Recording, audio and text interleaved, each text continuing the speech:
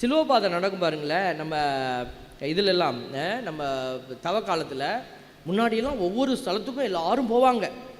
போய் முட்டி போட்டு இன்வேரியபிளி எல்லாம் முட்டி போட்டிருப்பாங்க, எக்ஸப்ட் எல்டர்லி பீப்புள் கொஞ்சம் பேர் தவிர. இப்போ எல்லாமே போகிறது கூட கிடையாது. அந்த ஒரு வட்டம் போட்ட காலை சுற்றி ஒரு வட்டம் போட்டுக்கிறது. முதலாம் ஸ்தலம், 2ஆம் ஸ்தலம், 3ஆம் ஸ்தலம், 4ஆம் ஸ்தலம்,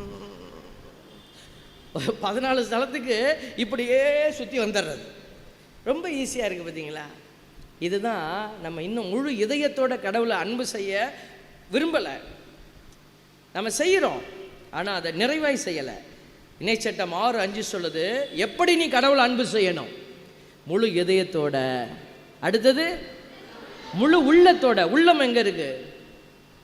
அதுவும் இங்கே தான் சாமி இருக்கு. இல்லை, இங்கே இருக்கு அறிவு. யாரை நீ அன்பு செய்கிற? கடந்து வந்த பாதையை திரும்பி பாருங்க.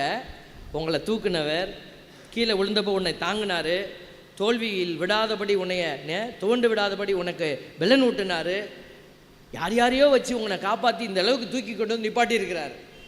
அப்போ அவர் செய்த நன்மைகள் எல்லாம் நினச்சி அவரை நம்ம அன்பு செய்கிறோம்.